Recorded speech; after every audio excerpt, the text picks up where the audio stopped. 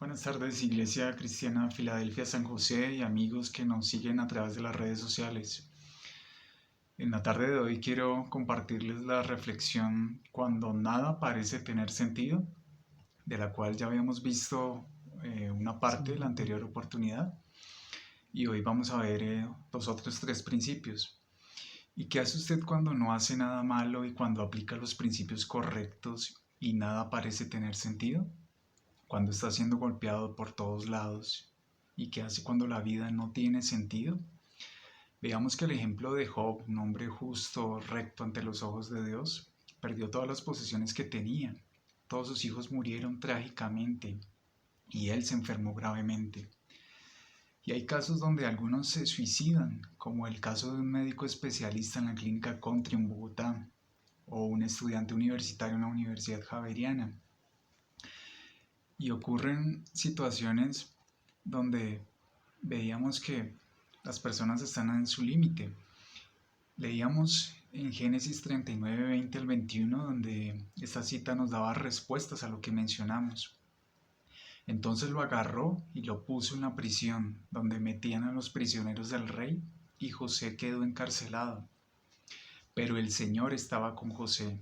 Quiero hacer énfasis en esto. Pero el Señor estaba con José y lo ayudó, haciendo que se ganara la confianza del carcelero. Vemos la historia de José, veíamos que fue encarcelado injustamente y quiero que note la importancia de esta historia, porque la aplicación que puede tener en usted y en múltiples situaciones a las cuales se va a enfrentar en esta vida. Quiero recordarle 5 principios cuando en algún día le suceden cosas que no tienen aparente sentido, porque éstas le pasarán de vez en cuando. En la anterior reflexión vimos 2 y hoy veremos los otros 3. El primer principio es no demande una explicación, no demande una explicación. En Proverbios 3, 5 al 6 dice, confía en el Señor totalmente, no en tu propia sabiduría. Ten en cuenta a Dios en todo lo que hagas y Él te ayudará a vivir rectamente. Es un versículo que nos sirve de guía a todos nosotros. ¿Y alguna vez usted se ha preguntado lo mismo? Cuando leemos los periódicos o en internet, en los noticieros y vemos lo que está sucediendo en todas partes. El coronavirus, los muertos, los contagiados, las drogas, los vicios, la corrupción en todos los niveles y decimos, Dios, ¿en dónde estás? Dios, ¿por qué no haces algo al respecto? Señor, no lo entiendo. Y el profeta Habacuc también era así.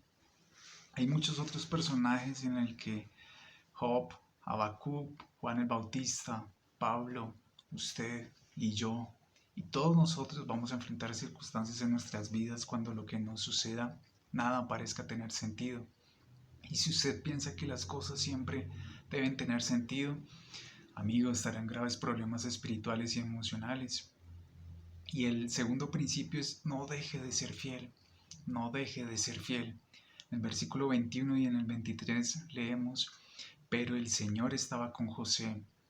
El carcelero no supervisaba lo que hacía José porque el Señor estaba con José y por eso el Señor hizo que le saliera bien todo lo que hacía.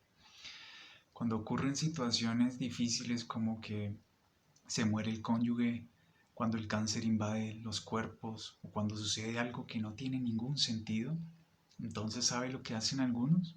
Se derrumban, tiran la toalla, dejan de servir y mi amigo, no lo haga. Aun cuando no tenga sentido, continúe sirviendo al Señor, siga orando, no deje de dar gracias por todo, manténgase sumiso a Dios. José lo hizo y la Biblia dice que Dios estaba con él. Pero claro, que para que Dios esté con usted es necesario tener una relación personal e íntima con Jesús. El tercer principio es no dé cabida a la amargura, no dé cabida a la amargura. ¿Y qué espíritu tenía José? José no hablaba mal de sus hermanos ni de la esposa de Potifar. Le dejó eso al Señor. Y cuando estamos sirviendo a Dios y somos heridos, no debemos amargarnos. En 1 de Pedro, capítulo 2, verso 20, la traducción en lenguaje actual, dice, si alguno es castigado por hacer algo malo y soporta con paciencia el castigo, no está haciendo nada extraordinario. Pero si uno sufre y soporta el sufrimiento por haber hecho algo bueno, Dios lo bendecirá. Y qué gran cita para describir a José. Debemos tener cuidado con la amargura, porque ésta nos aleja de Él, del Señor. No solo cuando las cosas no tienen sentido, si no se es cuidadoso se podría acabar con una raíz de amargura. Las personas amargadas no son una buena compañía, ¿no es cierto? Y leí un artículo donde hablaba que la amargura es una manera de responder que a la larga puede convertirse en norma de vida. Y la amargura no está sola, sino que se acompaña por la autocompasión, por los sentimientos heridos, por el enojo, por el resentimiento, por el rencor, la venganza, la envidia, la calumnia, los chismes, la paranoia, las maquinaciones vanas y el cinismo. Y la razón por la que es tan difícil de desarraigar es triple. En primer lugar, el ofendido considera que la ofensa es culpa de otra persona, y muchas veces es cierto, y razona. Él o ella debe venir a pedirme disculpas y arrepentirse ante Dios porque yo soy la víctima. En Hebreos 12:15 dice, asegúrense de que nadie deje de alcanzar la gracia de Dios, de que ninguna raíz amarga brote y cause dificultades y corrompa a muchos. Y el cristiano generalmente se siente culpable cuando comete un pecado, pero sin embargo no nos sentimos culpables de pecado por habernos amargado cuando alguien peca contra nosotros. Pues hay una percepción de ser víctima y esa percepción eclipsa cualquier sentimiento de culpa. Por lo tanto, ese pecado de amargura es muy fácil justificarlo. Y en segundo lugar, casi nadie nos ayuda a quitar la amargura de nuestra vida. Por lo contrario, hay amigos que nos afirman, tú tienes derecho, mira lo que te ha hecho, lo cual nos convence aún más de que estamos actuando correctamente. Y finalmente, si alguien cobra suficiente valor como para decirnos, amigo, ¿estás amargado? Eso es pecado contra Dios y debes arrepentirte. Da la impresión de que al consejero le falta compasión. Le pasó a un consejero cristiano en un diálogo con una mujer que nunca se ha podido recuperar de un gran mal cometido por su padre. Y él hablando con esta mujer le decía, no cómo reacciona cuando es castigado por hacer algo malo, sino que cuando reacciona cuando es perseguido por hacer lo bueno. Y José, volviendo a la historia, había hecho lo correcto y no tiene ni una pizca de amargura. ¿Y por qué? Porque Dios estaba con él. Y una de las razones por la que Dios estaba con él era por la actitud que José tenía. En Génesis 50 leemos en la Nueva Versión Internacional, no tengan miedo, les contestó José. ¿Puedo acaso tomar el lugar de Dios? Es verdad que ustedes pensaron hacerme mal, pero Dios transformó ese mal en bien para lograr lo que hoy estamos viendo, salvar la vida de mucha gente. Así que no tengan miedo, yo cuidaré de ustedes y de sus hijos, le dijo José. ¿Y qué pasaba en ese momento? Pues acababa de morir Jacob. Y los hermanos de José tenían miedo de que José se vengara y tomara represalias contra ellos por todo lo que le habían hecho. Y si José le hubiera dado cabida a la amargura, pues tenía muchos motivos para hacerlo, ¿no es cierto? Pero usted se ha amargado por todo lo que ha sucedido, por ejemplo, en este tiempo, por la pandemia, y ha dicho, por ejemplo, es que no puedo salir, no puedo trabajar, es que me tengo que lavar las manos constantemente, es que el tapaboca, me mira el perro y le digo, ¿y usted qué me mira? Y le da una patada al perro. Las consecuencias de la amargura. Entonces no dé cabida a la amargura, no dé cabida a la amargura. Y el cuarto principio es no desprecie la espera, no desprecie la espera. ¿Por qué? Porque cuando la vida no tiene sentido, no debemos despreciar la espera. No se rehúse a esperar. Dios le liberará en su tiempo. En Génesis 40:23 dice, sin embargo el jefe de los coperos se olvidó completamente de José. Y José continúa en la prisión y el copero se olvidó de él. En el verso 46 habla de que José tenía 30 años cuando se despidió del rey y comenzó a viajar por todo Egipto. Todo este tiempo, y recordemos que había sido vendido a los 17 años. Es decir, que estuvo 13 años en prisión. ¿Y tú en qué prisión estás? ¿Estás en la prisión del temor o de la amargura, de las preocupaciones? Y cuando no entiendas lo que está sucediendo, no se precipite, no se desespere, no se impaciente. Así como dice el salmista en el Salmo 37, 5 al 9, pon tu vida en sus manos, confía plenamente en Él y Él actuará en tu favor. Así todos verán con claridad que tú eres justo y recto. Calla en presencia de Dios y espera paciente a que actúe. No te enojes por causa de los que prosperan y por los que hacen planes malvados. No des lugar al enojo, amigo, ni te dejes llevar por la ira. Eso es lo peor que puedes hacer. Los malvados serán destruidos, pero los que esperan en Dios recibirán la tierra prometida. Y una y otra vez en toda la Biblia se nos dice que esperemos en el Señor. Y cuando no entendamos, no debemos despreciar la espera. Hay una frase de un amigo que le dijo al otro, le dice, Dios te guarde y olvide dónde guardarte. Pues amigo, Dios sabe dónde está usted. Los cabellos de nuestra cabeza están contados. Y el Dios que estaba con José cuando era joven es el mismo Dios que estaba con José cuando servía a Potifar. Y era el mismo Dios que estaba cuando padecía también. En Primera de Pedro, capítulo 5, verso 6 dice, humíllense pues bajo la poderosa mano de Dios, para que Él los exalte a su debido tiempo. Y Dios tiene su agenda, y cuando usted no entienda, no demande entender. Trate de entender si puede, pero no demande entender. Y no deje de ser fiel, no dé cabida a la amargura, no se impaciente en la espera. Dios nunca llega tarde, pero tampoco llega antes de tiempo. En el Salmo 37:6 leíamos que Él hará que nuestra justicia resplandezca como el alba y tu justa causa como el sol de mediodía.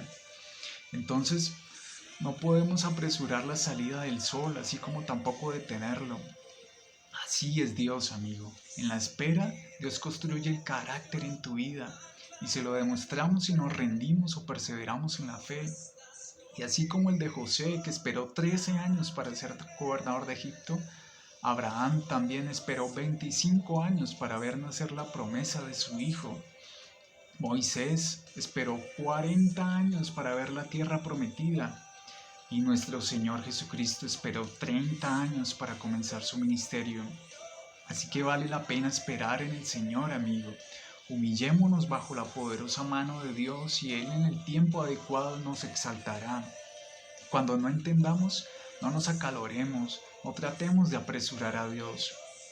Y el último principio, no deje que los sueños se desvanezcan, no deje que los sueños se desvanezcan, porque se pueden disolver. José tuvo sueños cuando era adolescente. Ahora, ¿cuál fue ese sueño? Pues que un día los recursos del mundo y los reyes del mundo estarían a sus pies. Y sus hermanos pensaban que estos sueños eran tontos, eran imposibles de cumplir. La Biblia narra el cumplimiento de esos sueños. Cuando finalmente Dios inquieta al faraón con los sueños de las vacas gordas y las flacas, recordamos, y que nadie podía interpretar este sueño. Entonces el copero se acordó de José, esta persona que estuvo con José en la cárcel, y lo hicieron llamar al palacio de Faraón. Y Dios le dio la revelación del sueño a José, los planes que él tenía para Egipto y para su pueblo.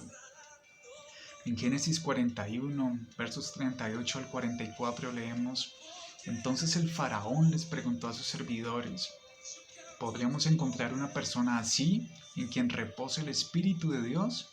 Quiero hacer énfasis en esta parte, en quien repose el Espíritu de Dios. Luego le dijo a José, puesto que Dios te ha revelado todo esto, no hay nadie más competente y sabio que tú.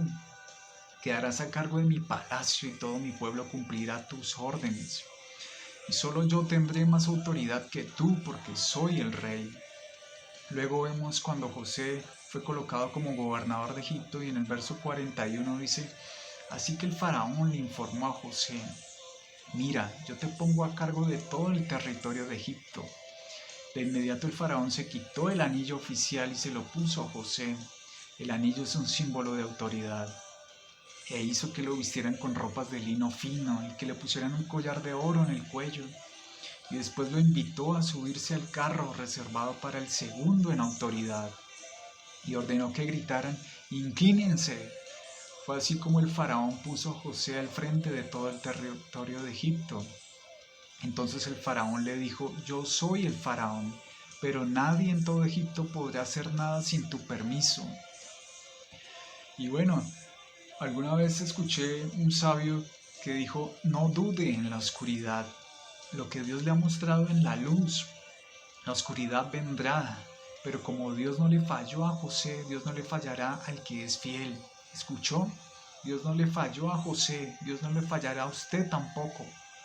No permita que los sueños se disipen, puesto que cuando José era un esclavo y a él le dieron autoridad, le colocaron un anillo real y cambiaron su traje de prisionero y le pusieron un traje elegante y fino. Le quitaron las cadenas de hierro y le pusieron una cadena de oro en su cuello. Así que, amigo, Dios es fiel, Dios es maravilloso. ¿Y sabe qué le dijo Faraón? «Nadie en la tierra va a hacer nada sin tu consentimiento». Montado en un carro real, le ordenaban al pueblo que doblara sus rodillas ante él. Lo más seguro es que su antiguo amo Potifar y su malvada esposa también lo hicieron. Recordamos que tuvo José un incidente con esta mujer malvada, ¿recuerdan? Y este hombre que no demandó entender, y este que no dejó de ser fiel, este que no se llenó de amargura, este que no se impacientó en la espera, que no permitió que sus sueños se desvanecieran. Posteriormente, con relación a la familia de José en Egipto y después de la muerte de su padre Jacob, vemos que los hermanos se dirigieron a José y le dijeron, en otras palabras, de que no fuera a tomar venganza contra ellos, que no fuera a tomar represalias. Y José les se puso a llorar en ese momento. José se sintió muy afectado al ver el cumplimiento total de sus sueños. Les manda a sus hermanos que no le teman a él, sino a Dios, y que se humillen ante el Señor y busquen el perdón divino. Les garantiza su bondad para con ellos. Veamos, amigos, qué espíritu excelente tenía José. Y José representa a nuestro Señor Jesucristo. José representa a nuestro Señor Jesucristo. Aprendamos de Él a devolver bien por mal. Él los consoló y para disipar todos sus temores les habló amablemente. Aquellos que vengan ante Dios con un corazón quebrantado, con un corazón humillado, Él no los despreciará. Serán curados y animados. Y no solo debemos hacer el bien a quienes amamos y perdonamos, sino que también debemos hacerlo con los que nos hacen mal, con los que tal vez no nos han hablado de una forma agradable. Y como conclusión, tenemos que el que se acerca a Dios debe confiar en que Dios va a poner algún día todo en su lugar. No pierda la fe cuando las cosas no tengan sentido para usted. Solo porque las cosas no tengan sentido para usted no significan que no vayan a tener sentido algún día. Sirva a Jesús, nunca deje de hacerlo. Entréguele su corazón a Jesús y nunca deje de soñar. Y usted dirá, pero yo nunca he tenido un sueño. Pues tenga uno. La Biblia dice que los ancianos soñarán sueños y los jóvenes verán visiones. Y en ocasiones hay momentos donde nada parece tener sentido, pero no es entendimiento lo que usted necesita, sino a Dios. Y practicar la presencia de Dios, creer que Él está conmigo en todo tiempo. Él está contigo en tiempos de aflicción, como el que estamos viviendo, de pandemia, de crisis financiera, de desempleo, de escasez, de traición de un ser querido, quizás de luto, etcétera. Y así como Dios estuvo con José, también Dios está contigo. Y Él te ama tanto que Él es la respuesta a toda inquietud que tú puedas tener. Amigos, si usted necesita conocer a Jesús, porque Él es la clave de todo esto, el resumen de todo esto es que necesitamos tener a Jesús. En el Antiguo Testamento los santos vieron hacia adelante la venida del Mesías y en nuestros días miramos al Mesías que ya vino. ¿Le gustaría ser salvo? Pues le invito a que haga la siguiente oración. con sus propias palabras, pero de corazón. Amado Dios y Padre Celestial, yo te pido perdón por todos mis pecados y por cuántas veces me he afligido cuando te demandaba explicaciones, por todas las veces que me ocurrían.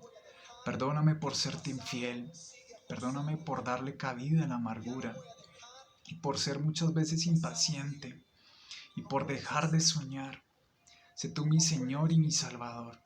Ayúdame a perseverar, puesto que tú estás conmigo todos los días hasta el fin del mundo. Gracias por todas las cosas, porque todas las cosas nos ayudan a bien. Esto es a los que conforme a su propósito hemos sido llamados. En el nombre de Jesús. Amén. Gracias por su atención, Iglesia Cristiana Filadelfia, San José y amigos, que podamos descubrir su propósito cuando nada parece tener sentido. Hasta el próximo lunes. Dios los bendiga.